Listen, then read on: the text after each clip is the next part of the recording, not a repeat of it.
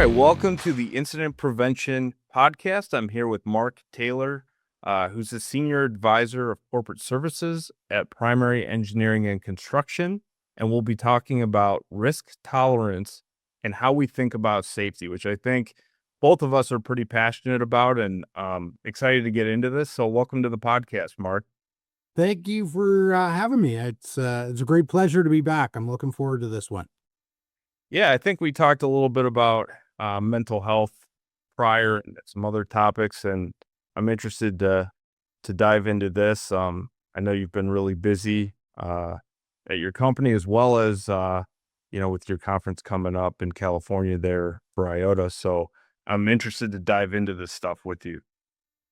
Perfect. Me too. There are a couple of topics, when we talked about it to start with, that I'm really passionate about and really spend a lot of time talking with our workforce about. I find it's a lot of this is once we dive into it, we start to figure out, this is maybe where some of the incidents are happening and kind of how we can prevent these in the future. Yeah, absolutely. And something before we get going, I wanted to bring up is when I first met you at your conference, what I could tell is, you're very passionate, you're very open to sharing knowledge, helping people, right? And I think our missions align because that's something at incident prevention we're passionate about doing. We have a lot of crossover there, and I think that's why our two organizations work so well together. Thank you. Yeah, I agree 100%. I mean, incident prevention has been, when I first years ago, when I first became involved in field safety, I'd always been in the utility industry, but I was looking for help, and incident prevention was one of those groups that kind of freely gave me information and helped me and kind of got my feet on solid ground pushing ahead, right? So what you guys do for the industry is absolutely phenomenal. And I mean, a great resource for anybody from your monthly webinars that you guys have. There's a ton of information that goes on there to your conference, your contacts, your magazine. Everything is just is first rate. So it for me, it's my honor to be on this podcast. Well, we appreciate it, and I think you guys do the same. And again, it's all about keeping people safe, sharing knowledge, and the safety industry is they're so good at doing that compared to other industries I've been in. It's you can be in other industries and they'll kind of safeguard this information. You know, Here in safety, people are so free to help and share. And oh, I need a slideshow on this. Oh, here you go. You can use mine. Um, it's it's kind of impressive and humbling to see. So, with that, we'll start into our first topic, which is going to be risk tolerance. Um, Something that you know basic in nature, but let's just define risk tolerance in the context of utility work. So I look at it this way, and it's the willingness of workers to take safety risks. So there's risk in everything you do, and I look at that as how much is an individual worker going to take on. So I mean, and are they willing to follow the procedures, the safety rules, like because that helps mitigate that. But then if we look at the hierarchy of controls, where do they wanna work? Do they wanna work where and you get some folks that, um, where, "Hey, I've been doing this for 20 years or 30 years or whatever else. I'm gonna rely on PPE." And I'm kinda like, yeah, no." Um, where I try and get our folks to look at it from is really from the highest, standard, and that's elimination. So and I have conversations around with our folks of, okay, so we've got a customer at the end of the line, and we're changing out his pole and his transformer into one customer or two customers, whatever it may be. When we get to that termination stage, are we willing to go knock on the door and ask them if we can take them out of power for half an hour? And they kind of look at you funny a little bit. And I'm going, but think about it. If you eliminated it, what's the worst that can happen now? Really, at the end of the day, what's the worst that can happen? Yeah. And we're talking about two customers. So that's how I kind of look at risk tolerance is how much am I willing to take on? Am I at the end of the day, Nick, are you going to work at the top of that ladder, standing on the very top of that ladder, and are you comfortable? Or would you go back and get a larger ladder and work halfway up? That's about the easiest way I can kind of associate risk tolerance. And I do find that the longer you work in the trade and the more times you do a job, the more times you become comfortable and your risk tolerance levels go up is what I find. Uh, That makes sense. Something I was kind of thinking about, yeah, if you I know that utility workers typically don't like to eliminate the hazard. I know David McPeak talks about that. You could shut off that line. Yes, it would be inconvenient for a couple customers, right? They wouldn't have power into their home to do whatever they're doing. But at the end of the day, you've eliminated that risk. And um, I do think utility workers, depending on how they were brought up, um, have a higher, they higher risk tolerance. They seem to, oh, it's never happened. I've never had an issue doing it this way. I'm going to keep doing it this way, even though they know there's some risk in that procedure. and that's one of the things that goes to people's risk tolerance. So if you don't ever have a consequence, then that in my mind becomes the accepted norm. And I look at it this way. So if I'm driving up and down the highway and let's say the speed limit, I hang on, let me do some conversion here from Canadian to, I think it's imperial. Anyway, if I'm driving down the road and the speed limit's 60 miles an hour and I drive at 75 miles an hour and I never get into an accident and I never get a speeding ticket, that becomes the new norm and that becomes my risk tolerance level. Now, what may factor into that, since both of us are from places in the country that have winter, is we may have a winter storm, black ice, stuff like that, and that may bring me back. That there's an external factor that may bring me back. But if we were on a summer day, that is now the norm is to drive at 75 miles an hour until you face a consequence. Right. So that it goes exactly, Nick, to your point on, you get so accustomed to something that that's now the norm. Yeah, and it's I think the term we use is standardization of deviation, right? And so Yes. people think, in other examples, as you were talking about the speed and the weather, right? You have that little device that dings all the time and is in your car with you constantly, or even if you're changing songs, maybe on Spotify on your phone, that's a huge, element that increases risk, even though you've never had an issue doing 75 and a 60, or maybe your tires are bald. Um, all of these things can affect what is something you standardized in doing that can increase your risk. And so, um, something I was gonna ask is how, it's pretty hard, I think, individually yourself, I think it's easy to assess that risk. Um, Whether you vocalize it or not is one thing, but I think internally it's you can assess that risk pretty well. But how do you assess it to a team? How do you assess risk tolerance out to your So, teams? so we talk to the teams about attitude and we talk to the teams about let's approach our work from a new hire perspective. First time doing the task. Let's approach it from curiosity and let's approach it really from how bad can this actually get? And so when we're in our hazard assessment or toolbox or tailboard meetings or whatever else, let's ask that question of how bad can this actually get? And and come with that frame of mind. And then, Billy Martin has been very good. And I think Billy Martin has done a lot of stuff with incident prevention as well. Hmm. So we get into that hazard assessment meeting And when we end it, we always ask, is everybody good? Does anybody have any concerns? And we start listening for red flag words, right? So again, another one of these things. So we've really spent a lot of time in our company with our folks of, let's approach things with curiosity.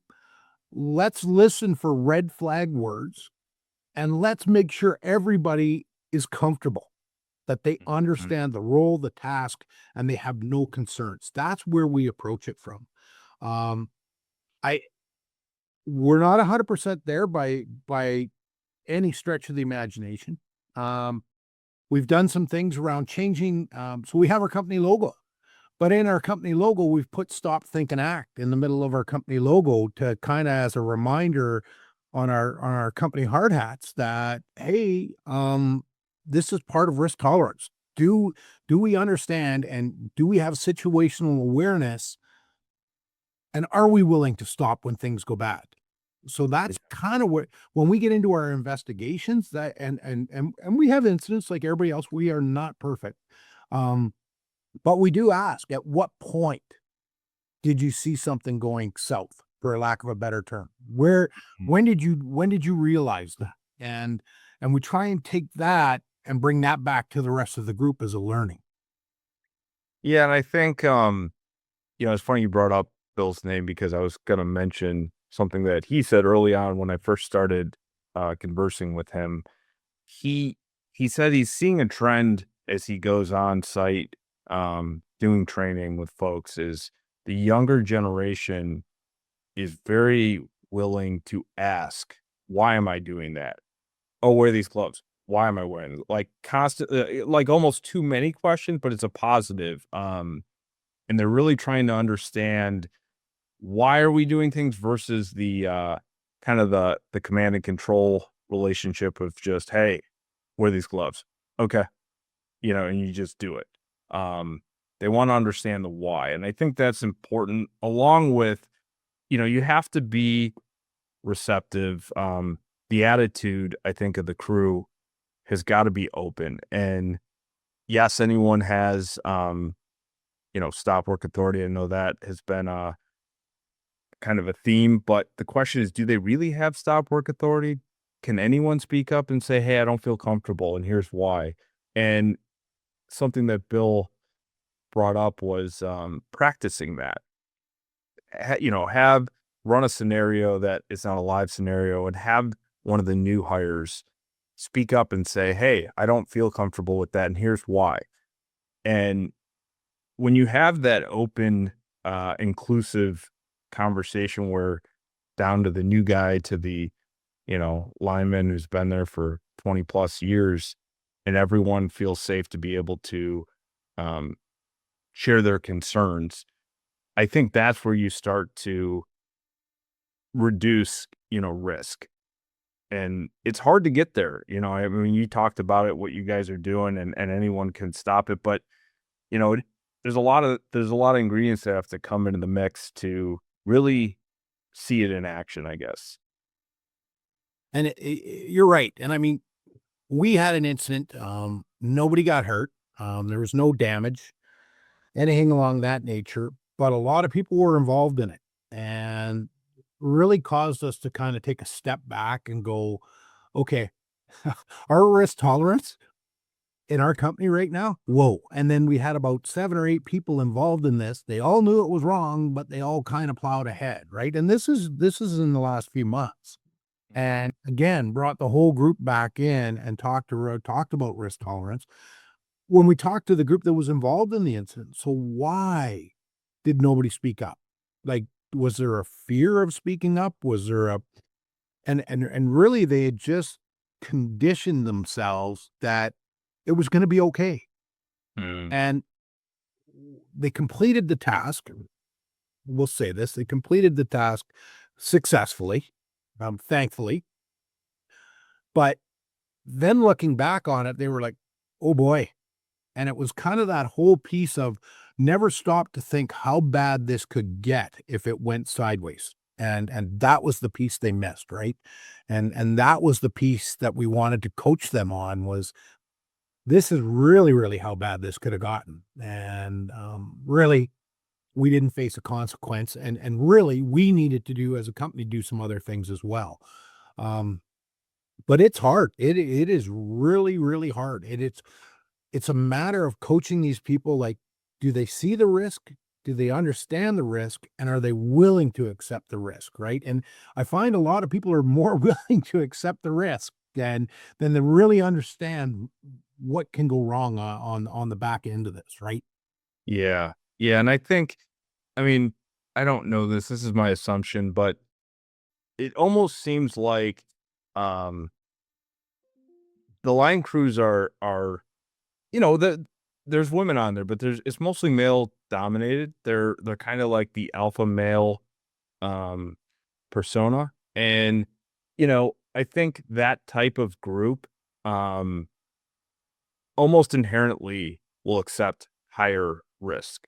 And, this job is risky, right? Compared to an office job where you're sitting behind a desk, that risk is inherently higher, in trades in general, and then alone, on a line crew. And so it, how do you, I don't want to say break that, but how do you get them vulnerable enough to allow anyone in that crew to speak up? Again, that's more of an alpha mentality. Kind of, if you have the most experience, you are the most, experienced, I guess, and so you kind of quell dissent in new hires, directly on the job for a week. But how do you create that space where anyone can talk? I mean, again, the goal is to get people home safe. We know there's a lot of risk there, and I really think it's not only coming down from a corporate level to allow that to happen, and we talk about safety, promote safety.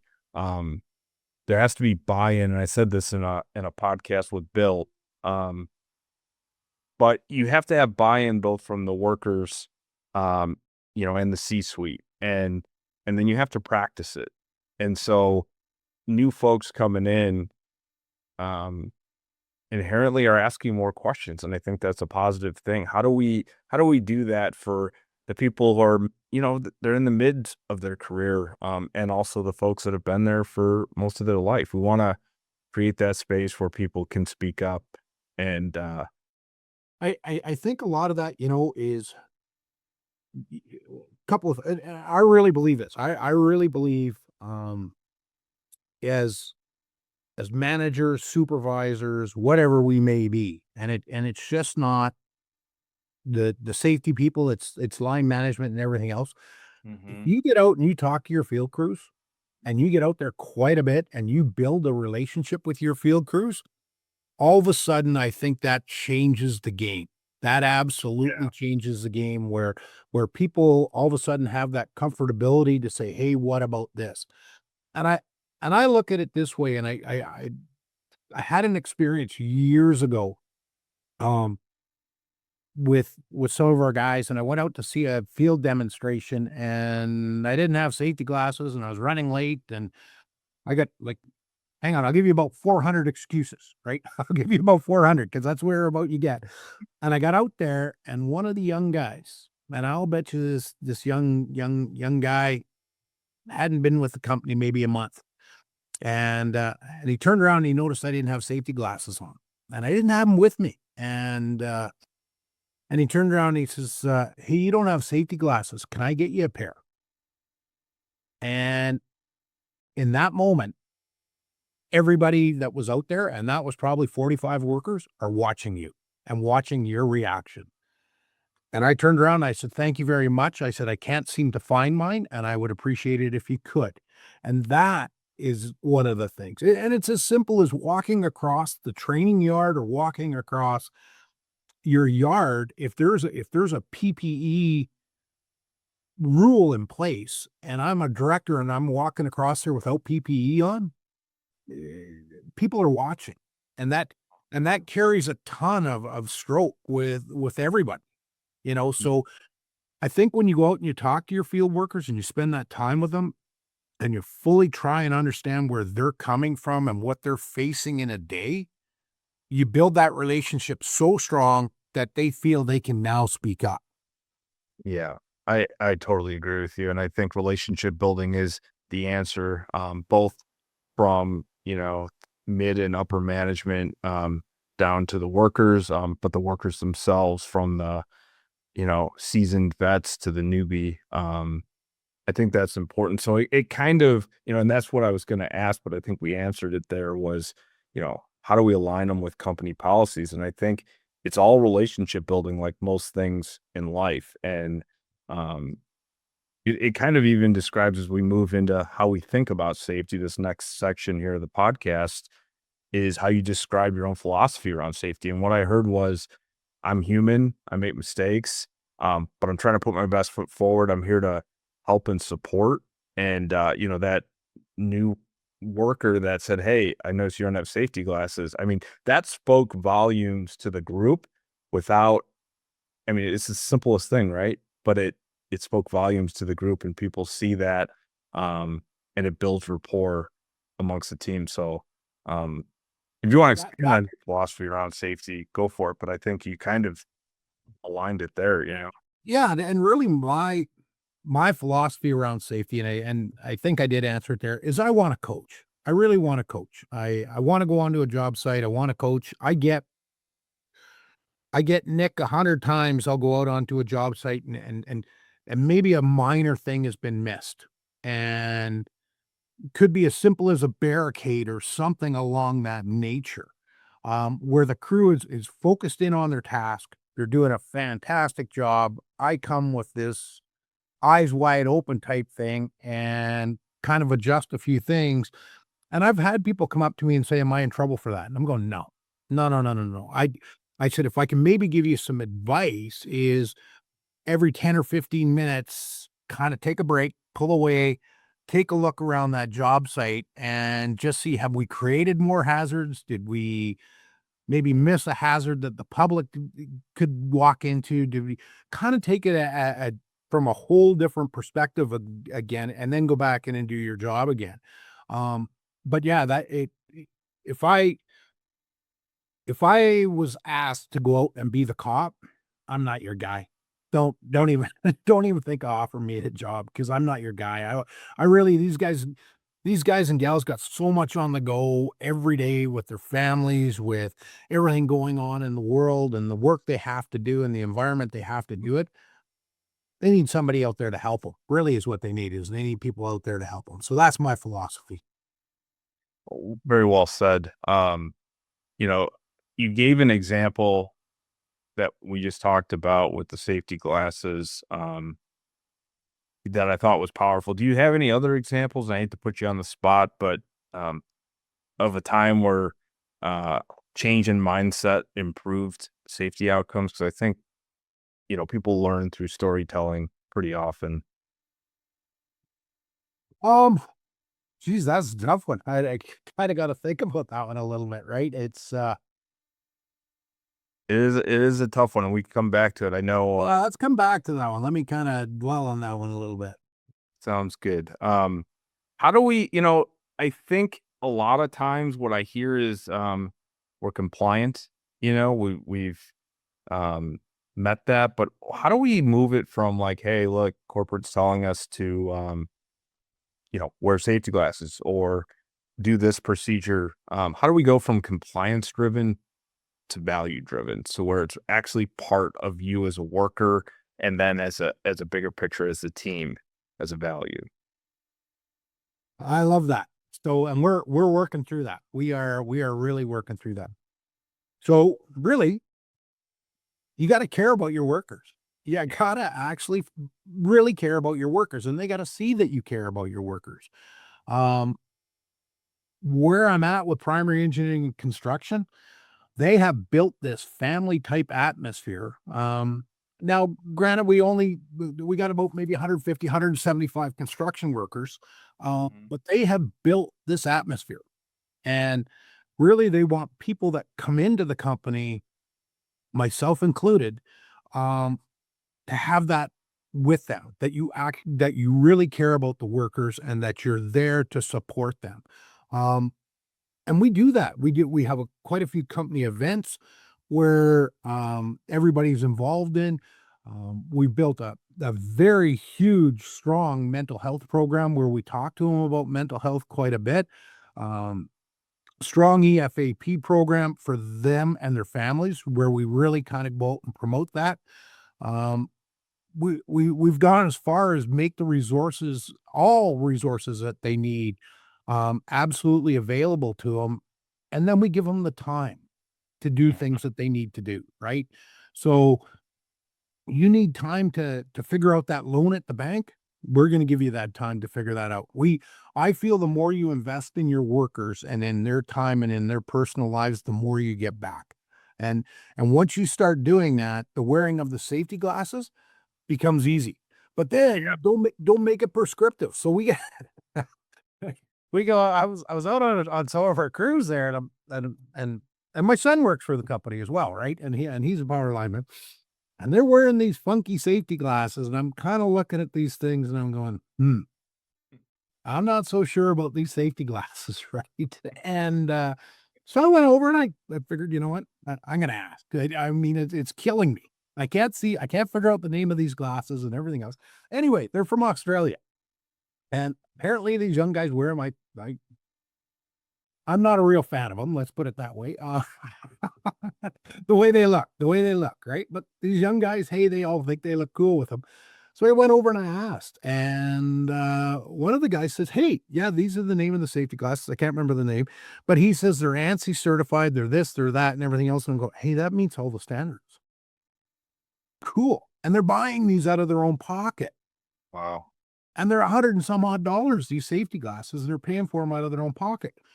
So turn around, go back and go to our safety department. I says, "You know, these guys are buying these glasses out of their own pocket." And they're going, yeah. I says, "Well, they meet all the standard we need. Maybe we should go out and we should buy like 25 pairs of them or 50 pairs of them. Maybe it's not the standard that we're going to give out. We'll give out, you know, that whatever. Um, Not exactly cheap, but not exactly 100 and some odd dollar safety glass. But maybe we should use these as rewards when these guys come forward with near misses, good catches, all of these things.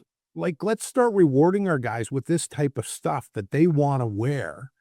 And and and I think that's, you know, another part of the company is if it's compliant with legislation, do we turn around and say to them, "Hey, you can't wear those safety glasses because they're not company safety glasses?" I'm kind of sitting there going, "Okay, if they're wearing these because they think they're looking cool and they're wearing them in their personal truck and they're wearing them home and they're doing this, we've climbed a mountain that we've been battling for years." Is I what was I'm just gonna looking at. say that. Yeah. Yeah. That's I mean, and honestly, as we move into buy-in here, that's kind of what we're talking about, right? When you went back and said, "Hey, this is what they're wearing," and I know it's not the standard issue, but they wanna wear this stuff, and you're right, that has been the age-old, you know, conundrum is, how do we get folks to wanna wear their PPE? Um, Here you have someone that because they think it's cool or whatever the reason, it doesn't frankly matter, but they wanna wear it, and so when the company comes in and supports them in wearing it, it you create buy-in. Um, "Hey, they care about what I think. I like these. They're supporting me in wearing these. They're gonna buy some at the company. Yeah, you're right. It may not be the standard issue, but if I wanna wear these, I can, and they're gonna help support me in that." And so I think at a small level, though, that creates buy-in and it creates a relationship like we talked about earlier. And, I think that's important. That's a great example. Yeah, you know what, it's we have, you know, and it go, you know, we take that in everything we do. So even with our if our clothing manufacturer, we have a preferred vendor, Mhm. um, but our folks also have other options. You know, so if they, you know, if they wanted to go to Dragonware, they wanted to go to Tyndale, they wanted to go here, they wanted to go there, um, okay, So the company that we're currently with, Apparel Solutions, they can bring all that stuff in for our folks, right? So here's your allotment. Here's the standard we need you to wear. If you guys want to do this, go and do this, right? Yeah. I think, the other thing we do as a company is, and there's other companies out there that do that, is we are on the hunt nonstop for deals on PPE for our folks. Like, Mhm. can we get a deal on our boots at this company? Can we get a deal on this or at whatever on the PPE where they've got to pay a certain portion of it? We're trying to get these guys all sorts of deals all over the place, right? And they see that. The workers see you doing that for them. Like I say to them, there's no kickback to me. I don't get anything out of it, but Right. if I can get $5 more in your jeans, if that buys you one more beer, you're probably a happy guy with me today. Yeah. And it gets them wearing the PPE, which we want to do anyways, right? So Yeah. Yeah. I think that what I like in what we're saying here is, I know this is granular, but you know, a lot of times companies, and it doesn't have to be just in the utility industry. Here's our standard issue laptop. Here's our standard issue this. This is what the company does. You don't have a say. And if someone, I'll just use a computer example. If they're a Mac person and you say, "Hey, here's your Lenovo Windows standard issue laptop." Well, I don't want to work on this. Right there, just off the orientation portion of things, right? You've created oh, management doesn't care about me. Management doesn't care what I think, right? Here, they're just giving me this. I don't want to wear this. I've voiced my opinion, but they don't care, right? When you allow them to pivot, as long as it meets the standards, as we're talking here in safety, that creates relationship, support, buy-in, all the things we're talking about just by doing something that's so basic, right? Listening to the employee and making change. That's So then when you ask them, so you've built all this up, and I don't know, you got a bucket over here and you built up all this goodwill. When Mhm. when you walk in and you say, "Hey, we have to do this," and you explain the why, because you brought that up, Nick, and that's one of the biggest things I have learned over the last 5 years is explain the why. If Yeah. I do a good job explaining the why, everybody jumps on board. And um, we went through an audit here, so we got a contract. Maybe I'll just kind of tweak off here a little bit. This might answer the question that I was stumped on before, but we got a 20-year contract up here, and we have this course certification type program in Canada, and we were asked to get course certified in the province of British Columbia. Now, okay, um, we had a lot of hurdles to get over and a lot of training to do of our folks to get them there. Um, but the goodwill we had built up was incredible. Like the way this isn't field workers, this is office workers that had to get over this hump and really didn't have a lens or a real strong lens on safety. Um, they took that as their own and ran with the training programs. We gave them all the material. We helped them with the training and everything else. But wow, did they run with it? Did they run with it? And we walked out of that audit. I was so proud of a group of 150 people that I was just like, wow, you guys really, really did a heck of a job here. We got the course certification. They turned around and their response back to me was, wow, did we learn a lot about safety? Wow, is there a lot to know about safety? And this is incredible. Like we feel a lot better off in our work life and our personal lives. And I mean, a real good news story out of there, right? And where a lot of it was explaining the why and then letting them run their program the way they wanted to run it to the way they wanted to learn. I was thinking, be quite honest, I was thinking sit them all down in a classroom, this other thing, and away we go. And um, part of their ideas were let's start our weekly meetings with this with quizzes, and we'll throw out chocolate bars when you get a right answer. Mhm. Do it as a group training, right? I don't have the answers, right? So you got to kind of let the people run with their answers every now and then. Yeah, and I think, really what a lot of this boils down to is creating a culture, right? A culture of safety. And something our conference theme this this fall here in Glendale, Arizona is going to be building a winning safety culture. And so relationships like we talked about are a big part of that. Um, Creating a mutual understanding that we talked about, telling the why, all of this stuff, and you said it at your company, that you're at has, kind of a family culture, and I think how do you build that? Because, I mean, it's if you're starting from ground one, all of these things, these blocks that we've talked about are components to it, but where do you start to try to build a safety culture at your company when you have none of this stuff?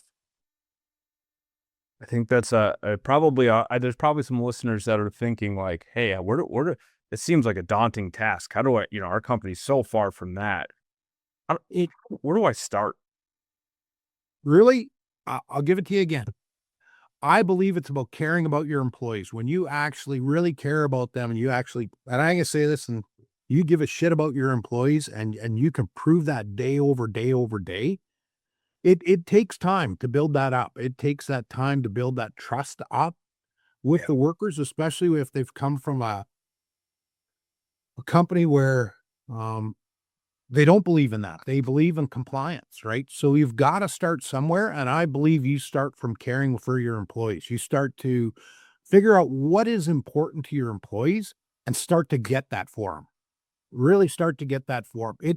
And it takes time, Nick. Like it really, really does. Like when I came into this company, I kind of had a bit of a reputation of being a real hard ass around safety, for a lack of another term. And I actually went in and I gave a presentation on what is coaching, what gets you disciplined, and what gets you fired. And in my eyes, and I just laid it out to them. And I said, so this is where we're at. And just so you understand where I'm coming from. And they were like, got it. And I said, so I want to work here. I want to work on the coaching piece. This is where I want to be. And at the end of the day, I've got to walk that talk. I've got to prove it to the field workers every day. And you build up so much, and the biggest thing I can tell you is you screw up once and you lose it all. Yeah. And it's you gotta think as a manager, as a director or whatever, you gotta think about your actions, and it's not about letting things slide. It's really not. It's not about turning a blind eye. Like, I mean, if somebody's in a 8-foot deep trench that's not stepped, sloped, or short, you're gonna see the cop come out of me in a big hurry, right? In a real big hurry, right? So it's not about turning a blind eye to things. It's about be there, be the resource for these folks, right? Help them get the job done. And I know it's not a great answer because there is no magic bullet on this culture, but you've got to actually care about your people. You got to engage with them. Well, I think, what you just said there is a silver bullet. It is a first step of many steps, but I think it's the right step is just bare minimum care about that other employee, whether you're on that crew or you're in the office. And I think that will start to shift and build culture. It's at least a first step one. And ultimately, what I've heard here is, building that culture, those relationships will help shape risk tolerance at the end of the day. When people are, able to speak up, anyone has stop work authority, you care about your other employee, all of these things create synergy to creating a safe working culture. Um, so with that, I would like to dive into if you have time. You have your IOTA conference coming up here in California, and just like talk a little bit about that with you if you got a second. Sure, I do. I do, Nick. That'd be great. So Um, Beautiful. I do want to share my experience. I went to IOTA for the first time. I think that was not last year, but the year prior. And David spoke. David McPeak there, and Bill Martin and Brent Jeffries, and there's some great people there. And it really felt like a great culture. Kind of what we're talking about today. And so, where's it going to be this year? And who's the host contractor? So we are, I got to tell you, we are on our 40th anniversary. Oh, congratulations. I thank you. I'll tell you this, we came out of last year, we started planning this year, and I started looking back at through the history and I went, whoa, this is like our 40th anniversary here. Like this is a big deal here. Very Um, and it, and IOTA started on the Eastern Seaboard with a group of about 7 or 8 utilities or contractors that really kind of just got together for a few years, right? So, um, and we've been pushing that out on our LinkedIn site. So anyway, this year we are in San Diego, from August 18th to 21st. Michael's Corporation is the host utility. okay. And Buckingham Manufacturing is the host vendor. What else we got? We got David speaking again.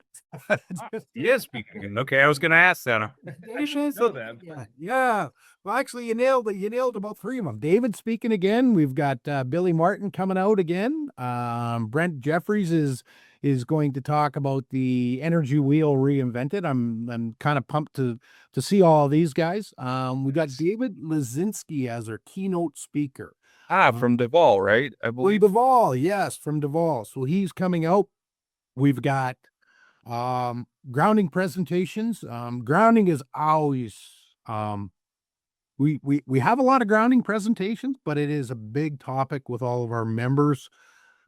We get the industry roundtable, where you can ask anybody any question, and I know David does a great job on the incident prevention webinars.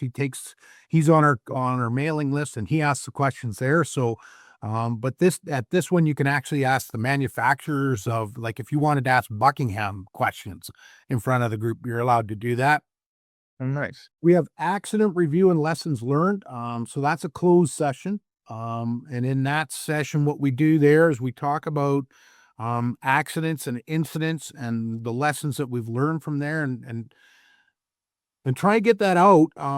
I've taken an awful lot away from those sessions for sure. Just okay, somebody's made that mistake. Let's not repeat that mistake.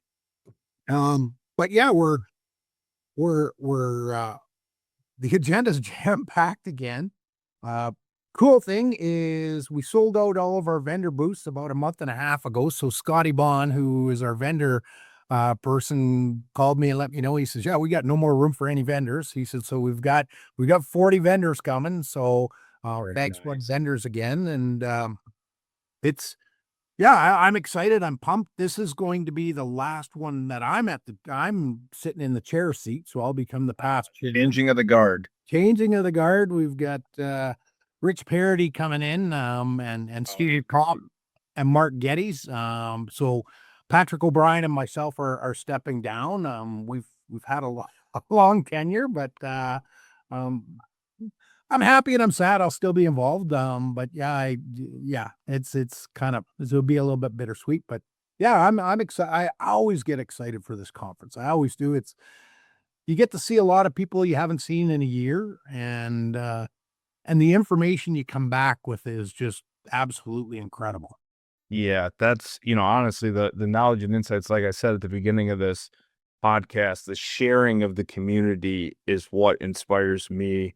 Because you don't see that in a lot of these other industries, and it's refreshing. And obviously the goal is to get people home safe to their families, as well as get the work done appropriately. So, with that, make sure to check the podcast description. I'll put a link to the IOTA conference. Mark, thank you so much, for your time, and sharing all of this great information with our audience. Do you have a final thought? I'll throw that out there, and if not, I can cut it. You know what?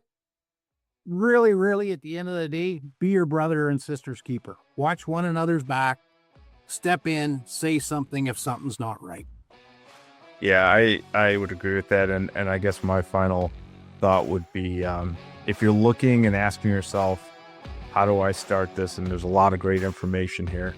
Just care about bare minimum, your other worker, your other employee. Start there.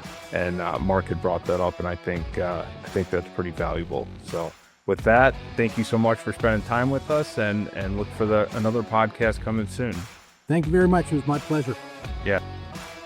The views, information, and opinions expressed during this podcast are solely those of the individuals involved and do not necessarily represent those of Utility Business Media and its employees. It is strongly recommended that you discuss any actions or policy changes with your company management prior to implementation.